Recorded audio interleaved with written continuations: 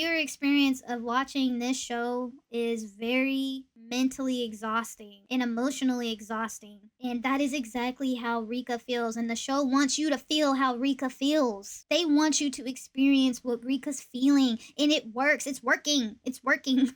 And I can't even be happy for this episode with Keiichi's W's because it's probably going to end in a failure. Please don't end in a failure. I can't do this no more. Say no. Yeah, I'm a heartbreaker. Subarashi.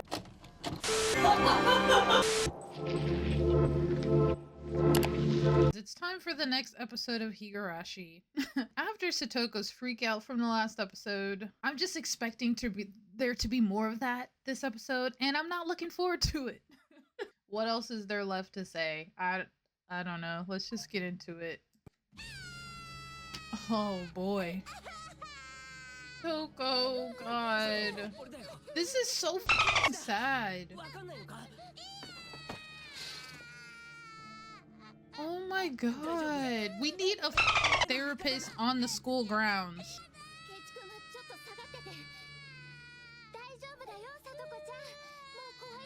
Look at the dude in the back. Did you guys see that kid in the back? He was looking so hella annoyed. What? Yo, this is not funny. Damn.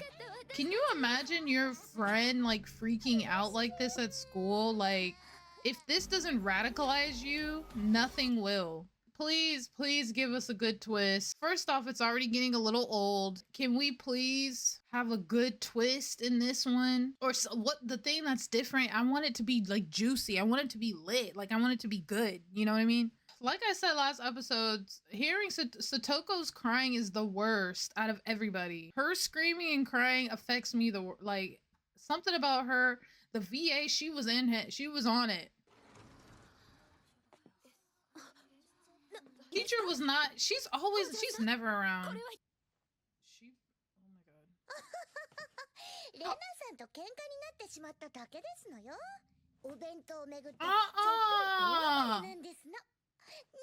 That's f***ing crazy.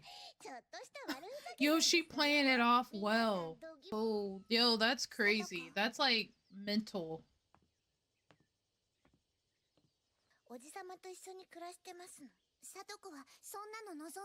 Alright, Rika's approach is direct. Good.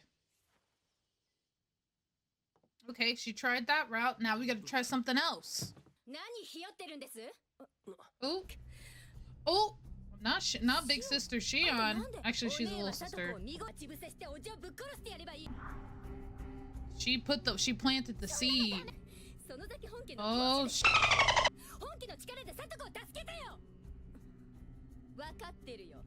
oh, she said our old hag wants to. Oh, snap. Rika's like, wait a minute, did this happen before? No, this is kind of crazy. Okay, I don't remember if they all...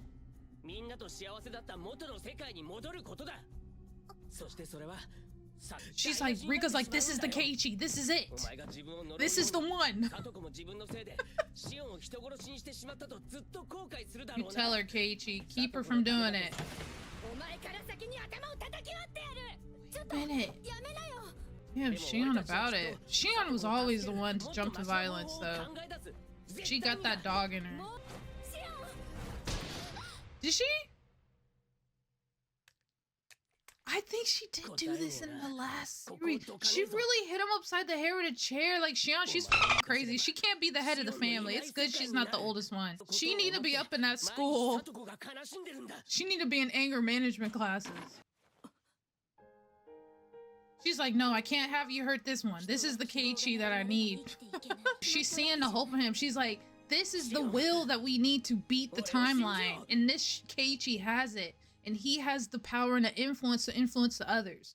That is why. See, she wasn't doing that before in the other timelines. She was helping out. She would walk up and help him. But she saw what he just said. And she's like, I gotta support him. Yeah. Yep. This is just like the last. This is just like the last one. They did so much. They did so much in the last series. They got really far with this. Keiichi got far, so it's like this again. What are you gonna do in the meantime? Like, I appreciate the anger she has for Satoko. I want to protect her, but you spreading that in the wrong direction. Killing him is not gonna help. Rika's like, it's just gonna get me killed in the end.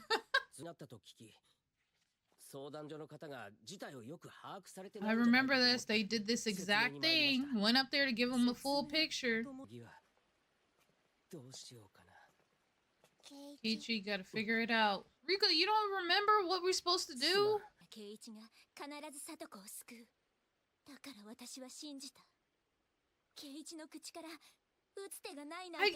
But really, Keiichi really is 14 years old. It's crazy that you cannot rely on any adult here. Like, talk about huge pressure on his shoulders. Like, what the fuck? It's only because Rika has seen him do it before that she can say this, but dang. He is literally a child. She's got to be there to give him that moral support so he doesn't lose his hope. That's the key. Like we all know, y'all, you cannot lose hope. Your will's got to be strong.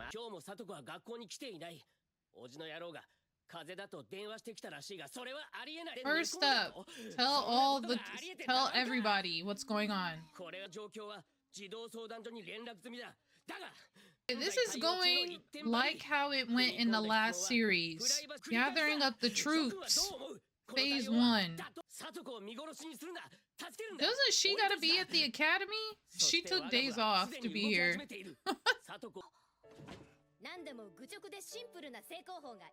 Head on, straightforward. None of this subtle under the surface bullshit. We need to be really direct, because I feel like that's a big part of like small town culture, especially like I'm sure in small villages people are whispering, nobody really talks to each other directly, the communication is just abysmal. But when you have direct communication, there's no like any type of way you can interpret, so we know exactly what we're doing. We can really fully support. Look at Keiichi the Inspirer. Keiichi's the MVP, y'all.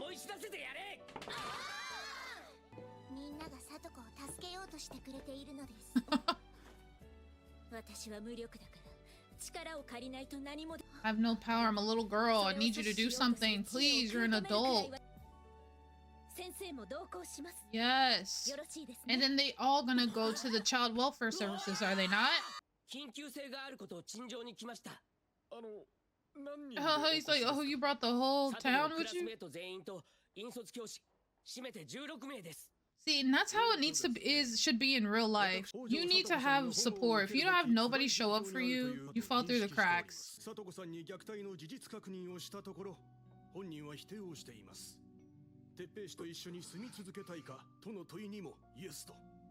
Dang, they need to have Satoko like ask for help. Is what it boils down to.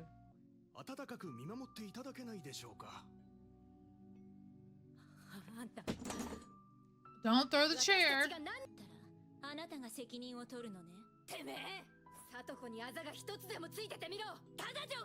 Okay, you can't be in there threatening people, Shion. Yes, shut the fuck up. I understand though. I understand. Then they're gonna go ask Mion and Shion's grandma, I think. Look at what he's done inspired. Dang. This timeline takes everybody believing, everybody helping. This shit is hard. This is mission difficulty level, like no survival, like hard as fuck.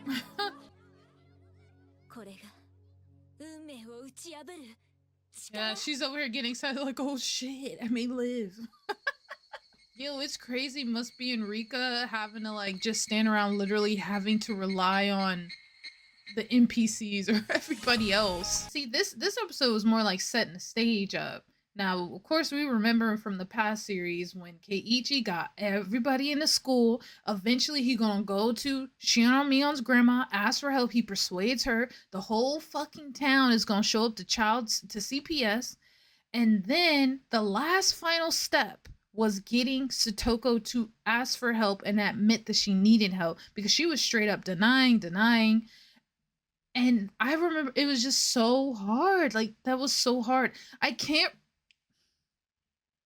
the ending of that, I remember being really disappointed when that didn't work out and it was a failure in the end. I remember being so disappointed because this was like the first time.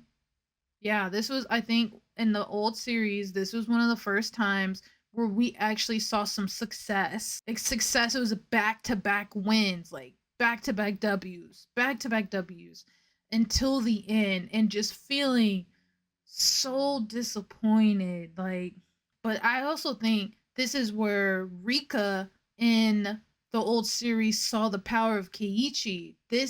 I think this is where Rika saw where Keiichi proved that he was the one to change fate. Like, he was the one, the initiator, the start of it to spread. He's like the person who, he's like the king carrier of hope, and it spreads to other people because of how he was able to unite people. And you know what? This show does such a good job. The fact that the viewer experience directly correlates to Rika's experience going through this over and over again.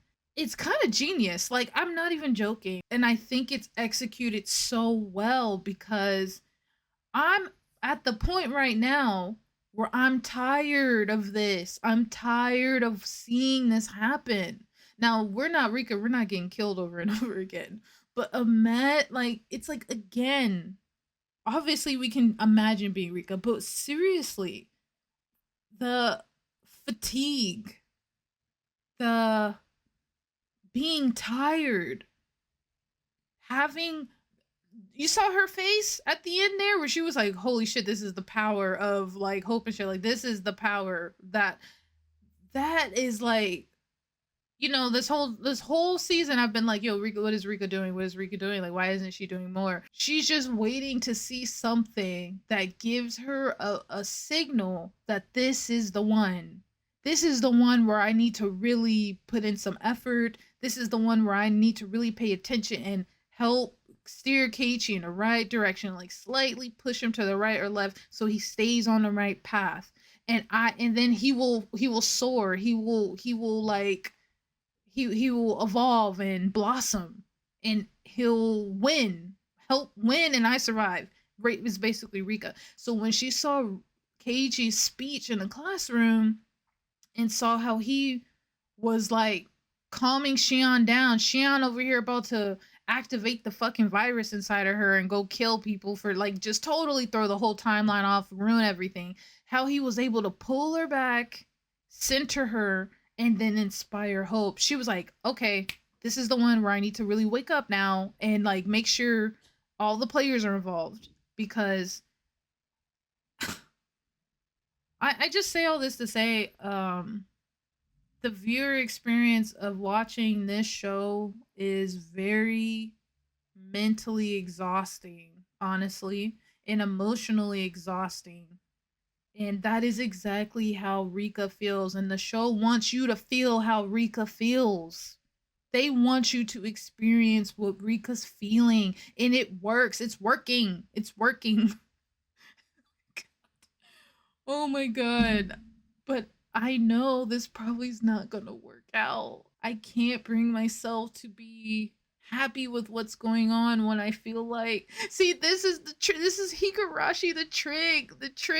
This is what Riko's been going through. She sees a little bit of hope and she's hold on, and she dies in the end, and she just fucking is like after like 600 times or whatever, she's like, I can't do this anymore. I give up. Like, I'm so tired of feeling like this. I am feeling how Rika has been feeling, or is currently feeling, has been feeling.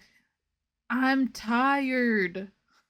And I can't even be happy for this episode with Keiichi's W's because it's probably going to end in a failure. Please don't end in a failure. I can't do this no more. Are you guys feeling how Rika feels? Were you guys feeling that? You guys who played the visual novel, what were y'all's feeling? You guys were probably going fucking crazy. You guys were probably mentally insane by the end of that game. Okay, I'm gonna get out of here. I'm gonna get out of here, y'all. I'm gonna see you guys in the next episode. I'll talk to you guys later.